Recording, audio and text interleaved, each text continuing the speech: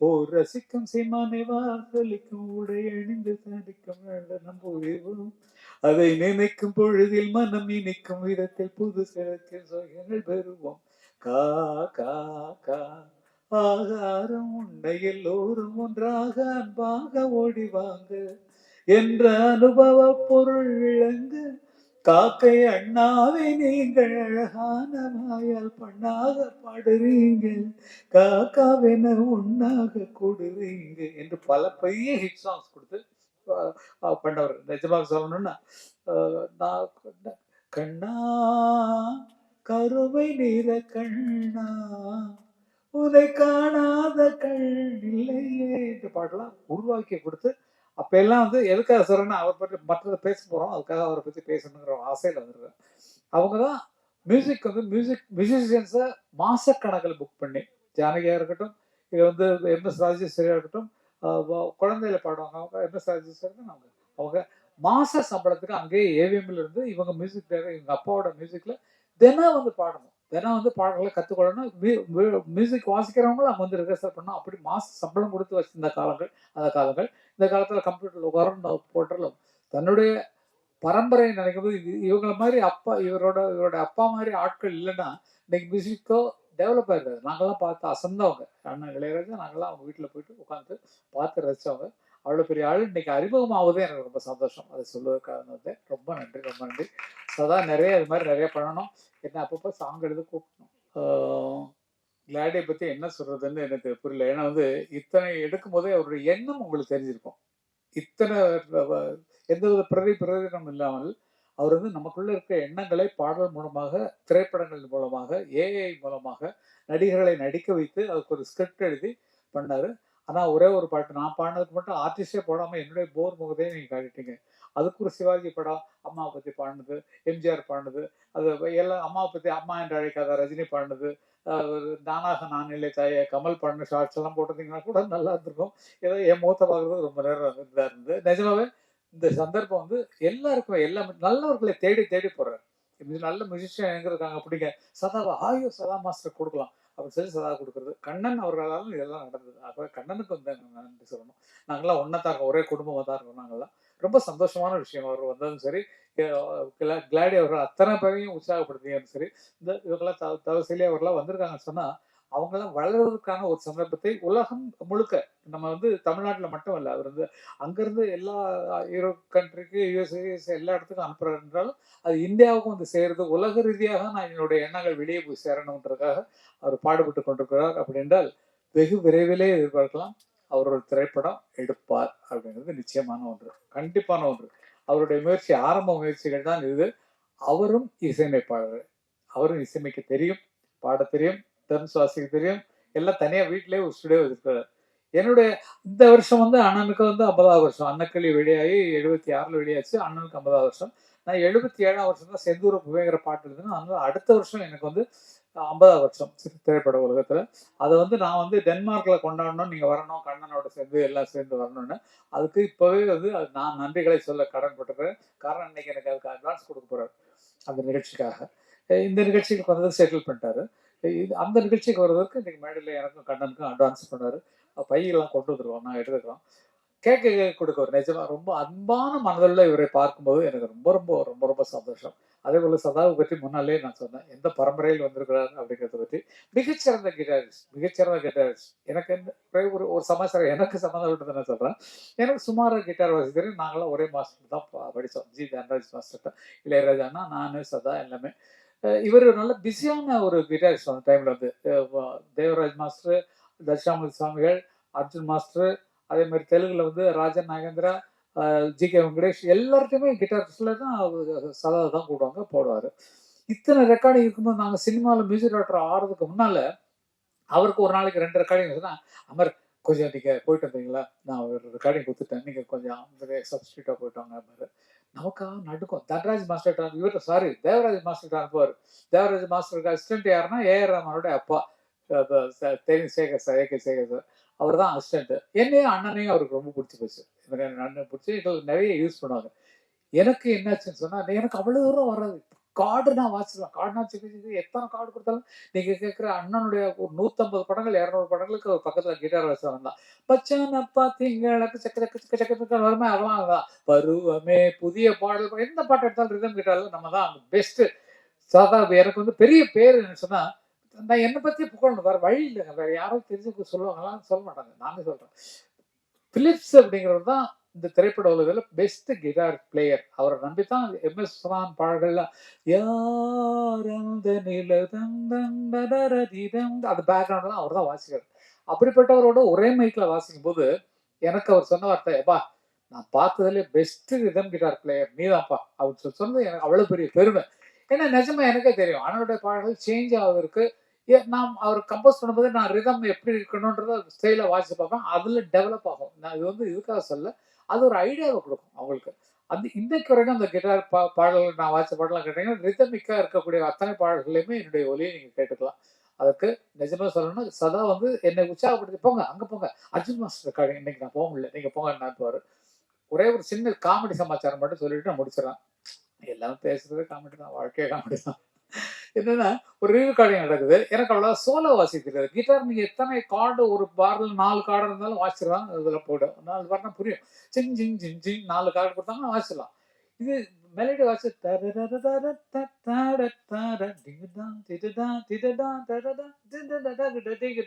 வாசிக்கணும். ஒரு சீனு அப்ப எல்லாம் மியூசிஷியன் எப்படின்னா காலைல 7 மணிக்கு வந்தாங்கன்னா 1 மணி வரைக்கும் ஒரு கால் ஷீட்டு, 2 மணிக்கு வந்தாங்கன்னா 9 மணி வரைக்கும் ஒரு கால் ஷீட், 7 to 1 கால் ஷீட்ல ஒரு ரெக்கார்டிங் எடுறாரு. ஏவிஎம் சாரி வாகினி ஸ்டுடியோல ஜி தியேட்டர்ல அதுலதான் எங்களுக்கு அன்னக்கிளி ரெக்கார்டிங் நடந்தது. அதுல வந்து அவரு தேவராஜ் மாஸ்டர்னா எல்லாம் பயப்படுவாங்க. ஏன்னா அங்க சத்தமே இருக்காது. அண்ணன் மாதிரி தான். அண்ணா எப்படி ஸ்டுடியோல அமைதியா இருக்காங்களோ அவர்கிட்டையும் அப்படிதான் இருப்பாங்க. அவர் என்ன பண்றாரு, படத்தை பார்த்து ஏடா அமர் இந்த இடத்துல நீ சோலோ வாசிச்சுக்கோ அப்படின்ட்டாரு. சோலோன்னா நான் இஷ்டத்துக்கு நான் வாசிக்கணும், எனக்கு கொடுத்த நோட்ஸ் கொடுத்தா வாசிடுவேன். நமக்காக எல்லாரும் முன்னாடி எல்லாம் 8 மணி ஆகுது. அந்த ரீல முடிச்சா தான் காட்சிக்கு முடிச்சு அவங்க வீட்டுக்கு போகணும். எல்லாம் வேற வேற இடத்துல இருந்து மின்ட்ல இருந்து இருந்துப்பாங்க, இதுல இருந்து வந்துரு தூரத்துல இருந்து. நானு வாசிக்கிறேன் சரின்ட்டு நம்ம பயம். இந்த சீன் வந்து லாஸ்ட்ல வருது. அப்ப எல்லாம் கண்டினியூ பண்ணா யாராவது தப்பா வச்சாங்கன்னா மறுபடியும் ஃபர்ஸ்ட்ல இருந்து வாசிக்கணும். ரீல் ரெக்கார்டிங் ஃபுல் ரீலும் 10 நிமிஷம் ஓடக்கூடிய ரீலும் மறுபடியும் முதல்ல மியூசிக் எல்லாரும் வாசிக்கணும். எனக்கா கை நடுங்குது, என்னத்தை வாசிக்க போறோம் அப்படிங்கிறோம். நானும் அங்கே போய் தனியாக ப்ராக்டிஸ் பண்ணி பார்க்குறேன். ஏன்னா ரெடியா இப்படிதான் பாரு ரெடி மாஸ்டர். சரி ஓகே டேக் போலாமா? டேக் போலாம். சரி படம் ஓடுது, மற்றவங்களாம் கரெக்டாக வாசிக்கலாம். வயலின் போது அதான் அவர் வாசிச்சாரு, எல்லாம் முடிச்சு. இது என்னோடது 9வது நிமிஷத்துல என்னோட சீன் வருது. அந்த பொண்ணு மடியில மாடி மேல இருக்கா இல்லையா, அவ கீழே வந்து அந்த லெட்டரை வாங்க போஸ்ட்மேன் வெளியே நிற்பான். அந்த போஸ்ட்மேன் வந்து லெட்டர் வாங்குற வரைக்கும் நீ சோலோ உன் இஷ்டத்துக்கு வாசிக்கோன்னு சொல்லிட்டாரு. நமக்கு ஒன்றும் தெரியாது. சரின்ட்டு எல்லாம் அவசரத்தில் இருக்கிறாங்க. நான் வாசிக்க ஆரம்பிக்கிறேன். இப்படி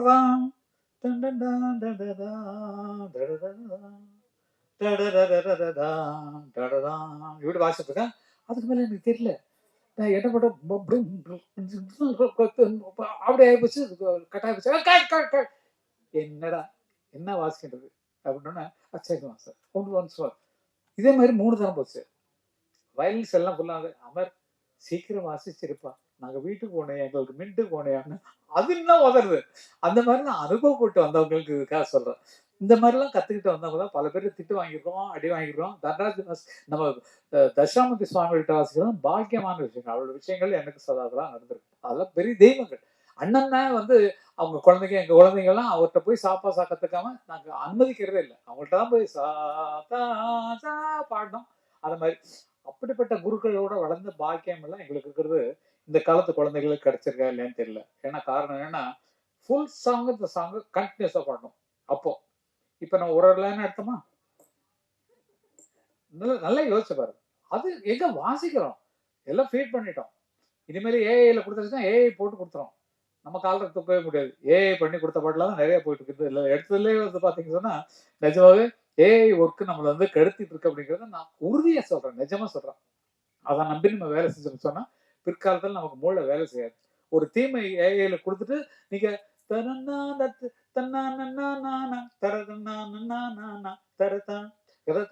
தரதானா வார்த்தை எழுதுறது. அவன் தானே போனா அட போனானையா வந்தா அடவா அடப்போ அடசேயா வானா பாட்டு எழுதிடுறான் பாடிடும். இதுல எப்படி நம்ம பேர் போட்டுக்கிறது? ஏன்னா அது கிரியேட் பண்ணி கொடுத்துருது. ஆனா இசை கங்கை அமரன் போட்டுக்கிறது மரியாதையா. எதுக்கு நான் அதை சொல்றேன்னா, வருங்கால குழந்தைகள் தன்னால் சிந்திக்க கற்றுக்கொள்ளணும், சிந்திக்க எழுதி கொள்ளணும். நம்ம ஏஐட்ட கொடுத்தா பண்ணா நம்ம காலத்துல தூக்க முடியாது. தூக்க வேண்டியது ஏஐ தான். பிற்காலத்துல வரப்போகுது அதுக்கான பயனெல்லாம். ஏன்னா அது இப்ப டவுன்லோட் பண்ண விட்டுடும். அப்புறமேல் போடுற சார்ஜ்ல தீட்டிட்டாங்கன்னா நம்மளால அதுக்கு ஒரு சிந்தனை பண்ணவே முடியாது. ஆகவே வளர்ற குழந்தைகளை நீங்க அப்படி வளங்க. தன்னால் உனக்கு இருக்கிற சுயரூபத்தை வெளியே கொண்டு வா அப்படிங்கிற மாதிரி சொல்லணுங்கிறது இந்த மனோட ஆசை. நிஜமாவே இந்த மாதிரி ஒரு சந்தர்ப்பத்தை அவர் ஏற்படுத்தி கொடுத்ததுக்கு இந்த நிகழ்ச்சியே எதுக்குன்னா கிளாடி அவர்களை பாராட்டதான்.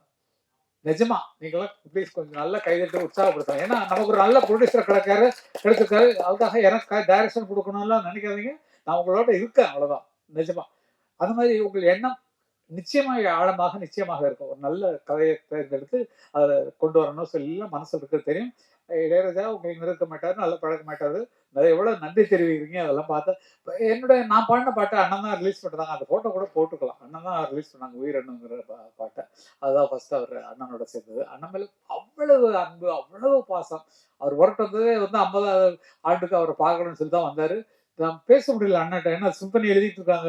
ஐயோ டிஸ்டர்ப் பண்ண கரெக்டா போனாரு, போய் நின்னாரு, போய் சொன்னோன்னா பார்த்துட்டாரு. ரொம்ப நேரம் பேசியிருந்தார். சந்தோஷம். ஏன்னா அந்த மாதிரி ஒரு அன்புள்ளவர். அவரை பாராட்டுவதற்காக தான் இந்த நிகழ்ச்சியை நாங்க வைக்கணும், பிரஸுக்கு இவரை இன்ட்ரடியூஸ் பண்ணணும் அப்படிங்கிற ஒரு ஆசை இருந்தது. தவசீலியும் தம்பியும் இந்த பாட்டை பாடினது இன்னொரு பெரிய பெருமை. தவசீலியின் தோற்றமே ரொம்ப என்னன்னு நம்மளால, ஏன்னா ரொம்ப வறட்சியா இருந்த ஒரு ஸ்டேஜ் ஒரு செழிப்பாக்குறது அந்த ஒரு பொண்ணு தான் நம்ம சொல்லணும். நல்லா யோசிச்சு பாருங்களேன். பக்கத்துல இருக்க முகங்கள்லாம் பாருங்க, இங்க இருக்கிற இந்த முகத்தை பாருங்க. நல்ல பயங்கர குறும்புக்கார பொண்ணு. ரொம்ப உற்சாகமான பொண்ணு. அவங்க அம்மா அப்பா வளர்ப்பு அந்த மாதிரி ரொம்ப ஈஸியா வாழ்க்கையை வாழ்ந்துட்டு இருக்காங்க. தம்பி துபாயில இருந்து வந்திருக்காரு இந்த நிகழ்ச்சிக்காக. அதுக்காக அவருக்கும் பாராட்டுகளை தெரிவித்துக்குள்ள கடன் விட்டுக்கிறேன். பிரஸ் நண்பர்கள் எல்லாத்தையும் தனித்தனியா சொல்றதுன்னா ஒவ்வொரு பெரிய பெரிய கதை. இப்ப சமீபத்துலதான் 50வது ஆண்டு போட்டாரு பிலிமால எல்லாம். நிறைய எல்லாரும் பழக்கமானவங்க இருக்கிறதுனால உங்களெல்லாம் விட்டு பெரிய மனசே இல்லை. நல்லவைகளை மட்டும் எழுதுங்கள். பயில்வான் மாதிரி அவருக்கு இட்லிக்கு வழி இல்லை, தோசைக்கு வழி இல்லை, அது மாதிரிலாம் எழுதாதுங்க தயவுசெய்து. அதுக்கு கூப்பிட்டு பயில்வான்ட்டே சொல்லிட்டோம். ஏன் இந்த மாதிரிலாம் எழுதுறீங்க, அப்படியே இருக்கும் வீட்டுல பார்த்துக்கியா அப்படின்னு சொல்ற மாதிரி. இல்லாத பொல்லாதெல்லாம் அவர் எழுதுறாரு. இந்த ஸ்டேஜ்ல சொல்ல வேண்டிய கடமை. என்ன பிரஸ் இருக்கிறீங்க எல்லாம் இல்லாத பொல்லாதெல்லாம் சொல்லி எழுதுறதுக்கு அதுக்கு எதுக்கு அவ்வளவு பெரிய ஆள் வளர்ந்து ஆளுக்கு நம்ம திட்டணுமா? அவங்க கஷ்டப்படுறாங்க. குழந்தைகள்லாம் ஒன்னா இருக்காங்க வீட்டுல. வேணா எங்க வீட்டுல ஒரு வாரம் இருந்து பாருன்னு சொன்னேன். இவன் இது துபாயில செட்டில் ஆயிட்டான். இவன் கார்த்திக் பார்த்தீங்கன்னா அவனுக்கு அங்கதான் இருக்கான். அவங்க ஒய்ஃப் தான் அண்ணனுக்கு சமைச்சு. இதெல்லாம் இல்லாம அவர் அனாதையா இருக்காரு. அப்படி என்னத்தையோ கிரியேட் பண்ணி இளையராஜா எதுக்கு இறக்குறீங்க? 50 வருஷம் ஒருத்தர் ஆளு நிலையா நின்றுருக்காரு. அப்படிப்பட்ட ஆளை இறக்கணுமா? நல்லா யோசிச்சு பாருங்க. பயில்வான் எழுதுனது கரெக்டா? இது பயில்வானுக்காக சொல்ற வார்த்தை தான். பயில்வான் அவர்கள் அதுக்கு மன்னிப்பு கேட்டே ஆகணும். ஏன்னா யார்கிட்டயோ வாழ்க்கையை படிச்சிடும் அப்படின்ற மாதிரிலாம் தப்பா சொல்லிட்டு இருக்காரு. அது சரியில்லை. எங்களை நேசிச்சு கொண்டு போங்க. ஏன்னா 50 வருஷம் வாழ்ந்துருக்கோம். வயசு 78க்கு மேல ஆகுது. அண்ணனுக்கு 82 வயசுக்கு மேல ஆகுது. ஆகவே எங்களை காப்பாற்றுறதுக்கான வெளியே பண்ணுங்க. நாங்க இது வரைக்கும் வேலை செஞ்சுட்டு இருக்கோம் ஐயா. இத்தனை வருஷமா 70ல இருந்து வாசிச்சுட்டு இருக்கோம். மிஷினா இருந்தோம். இன்னைக்கு வரைக்கும் இருக்கோம். ஆகையில எங்களை பற்றி குறை சொல்லணும்னா எங்களை எழுதுங்கன்னு கூட வேண்டாம். ஆனா இல்லாத எழுதி அவர்கள் கேவலப்படுத்துறது ரொம்ப கஷ்டமான விஷயமா இருந்தது. பயில்வான்களுக்கு போன் பண்ணி சொன்னா சாரின்னு சொன்னார். அதையும் சொல்லிட்டோம். ஐயோ தெரியாம யாரோ சொன்னதை நான் போட்டேங்க, தயவுசெய்து மன்னிச்சிருங்கன்னாரு. இது ரொம்ப மட்டமான விஷயங்க. ஏன்னா உங்களுக்கு விளக்கம் சொல்றதுக்காக நான் இந்த வார்த்தையை சொல்றேன். அவரு இளையராஜா கஷ்டப்படுறாரு, யார்கிட்ட அவர் தனிமையை நாடிக்கிட்டு இருக்காரு. நான் போனாலே பேசாம எழுதிட்டு இருப்பாரு. அவ்வளவுதான். அவர் வேலையும் டிஸ்டர்ப் பண்ண மாட்டேன். அவரா இருக்க விடுங்க. கங்கைமரன் என்ன மாதிரி ஆட்கள் இப்படியே விடுங்க. இதை தவிர வேற வழி இல்லை. அன்னைக்கு பேட்டரியில போய் நான் போய் என்னமோ பண்ணிட்டு வந்தேன். அது மாதிரி அவரவர்களாக இருந்தால் அவர்களாக வளருவதற்கு அடையாளம் இருக்கும். இப்ப கிளாடி என்ன மனசுல வச்சிருக்காரோ அதை நோக்கிதான் வந்து கொண்டிருக்கார். சதா அவர்கள் மனசுல என்ன நினைச்சிருக்காரோ அதை நோக்கிதான் எழுந்து கொண்டிருக்கார். ரவிகாந்த் என்ன நினைச்சிருக்காரோ அது மேலதான் வந்துட்டு இருக்கிறார். நீங்களும் சரி, எல்லாரும் சரி. அவர்கள் எண்ணத்தில் உயர்ந்து போகிறார்கள். எண்ணம் எது அதிகமாக இருக்கோ அதுதான் உச்சத்தில் வர முடியும். இப்ப எங்களை பாத்தீங்கன்னா என் கனவும் நினைவும் இசையே இசை இருந்தால் மரணமே என்று பாடின மாதிரி இன்னைக்கு வரைக்கும் மியூசிக் லைனை தவிர வேற எங்கேயாவது போயிருக்கோமா? எங்களுக்கு இருக்கிற பணத்துக்கும் எங்களுக்கு இருக்கிற வசதிக்கும் பில்டிங் கட்டி வாடகைக்கு விட்டு அதை விற்று நல்ல லாபம் சம்பாரிச்சு ஒரு பெரிய பில்டர்ஸாக இருக்கலாம். அந்த மாதிரிலாம் எண்ணம் வரல. இசை கனவும் நினைவும் இசைங்கிற மாதிரி இசையிலேயே இருக்கணும். ஆகையால் எங்கள் மேல் தவறுகளை பயில்வானவர்கள் எழுத வேண்டாம் அப்படின்னு சொல்றேன். பிரஸ் நீங்களாம் நமக்கெல்லாம் நல்ல தோசை நீங்களாம் சொல்றதுக்கு ஒன்றும் இல்லை. வாழ்க்கையில் நினைச்சு பார்த்தீங்கன்னா எல்லாத்துக்கும் ஒரு அர்த்தம் இருக்கும். ஆகவே உயர்ந்தவர்களை அப்படியே காப்பாற்றும். எப்படி இருந்தாலும் சரி, என்னவாக இருந்தாலும் சரி, அவர்களை காப்பாற்ற வேண்டும், அவர்களை போற்ற வேண்டும், நமக்கு வழி நடத்திய தெய்வங்களை வணங்க வேண்டும் அப்படிங்கிறதான் என்னோட பெரிய விஷயம். இந்த நிகழ்ச்சி நடத்துவதற்கு மிக ஆதாரமாக இருந்த நமது பாபு அவர்களுக்கு, டைமண்ட் பாபு அவர்களுக்கு ரொம்ப நன்றி சொல்ல வேண்டும். என்னுடைய வாய்நாள் அவங்க நன்றி சொல்றது தனியா வச்சிருக்காங்க. இருந்தாலும் பாபு வந்திருக்கீங்களா? கண்ணா என்னவோ பார்த்து ரொம்ப நாள் ஆச்சு. பாபு தான் அண்ணன் இளையராஜாவுக்கும் சரி எங்களுக்கும் சரி ரொம்ப பக்கத்துணையாக இருப்பவர். எந்த வேலைனாலும் நிமிஷத்துல அரேஞ்ச் பண்ணி கொடுப்பாரு. அன்னைக்கு 50வது விழா அவர் தான் அரேஞ்ச் பண்ணது. வாங்க பாபு, பாபு பாபு வாங்க. பாபு அவங்க அப்பா கூட இருந்த இவர் இத்திரோன் குழந்தை. அதான் பாபு தம்பி வாங்க தம்பி. ரொம்ப பெருமையா இருக்கு. காரணம் என்னன்னா, நாங்க சொல்லத்தன்னைக்கு நாடகத்துக்கு வாசிக்கக்கூடிய இசையமைப்பாளர்கள் அந்த போது இவங்க அப்பாவோட எங்களுக்கு பழக்கம். இவங்க அப்பா தான் எங்களை வந்து அப்ப தூக்கி வளர்த்தவர். எங்களுக்கான ஐயோ நல்லா வாசிக்கிறாங்க அந்த பிள்ளைங்களை இதை வரேன்.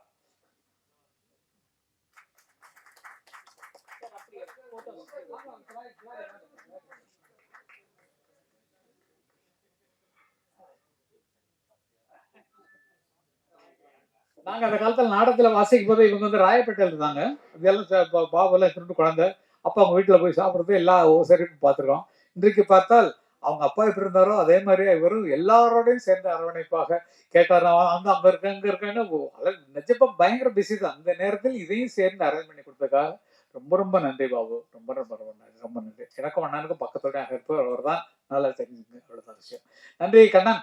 ரொம்ப நேரம் பேசிட்டேன். சதா பேசலாம். அம்மா சதா வந்து நன்றி சொல்லாம எப்படி? அங்கேயே கொடுத்துருங்க. மைக்க அங்க கையில கொடுத்துருங்க. நீங்க உட்காந்து பேசுங்க. கையில கொடுங்க. சதா அவர்கள் ரொம்ப முக்கியமான கலைஞர். அவர் பேசுவதையும் கொஞ்சம் கவர் பண்ணி போட்டீங்களா? ஹலோ எல்லாருக்கும் வணக்கம். இந்த சாங் வந்து எனக்கு ஆப்பர்ச்சுனிட்டி கொடுத்த லேடி ஜெரிக் சாருக்கு ரொம்ப நன்றி. அதில் ரொம்ப ஹைலைட்டு கங்கைவரன் பாட்டு எழுதினது தான்.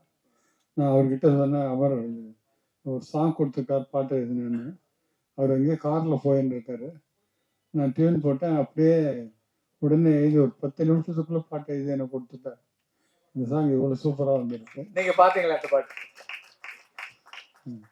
அப்புறம் நான் இதை இவ்வளோ தூரம் மியூசிக் பண்ணுறதுக்கு காரணம் இளையராஜா தான். அவர்கிட்ட ஒர்க் பண்ண எக்ஸ்பீரியன்ஸு. அவர் பார்த்தீங்கன்னா எனக்கு xylophone, vibraphone, electric guitar, acoustic guitar எல்லா இன்ஸ்ட்ருமெண்ட்டையும் என்கரேஜ் பண்ணியிருக்காரு. அவர்கிட்ட ஒர்க் பண்ண அந்த எக்ஸ்பீரியன்ஸ் இந்த ஜென்மம் இல்லை, எந்த ஜென்மத்தில் என்னால் மறக்க முடியாது. Ilaiyaraaja I love you.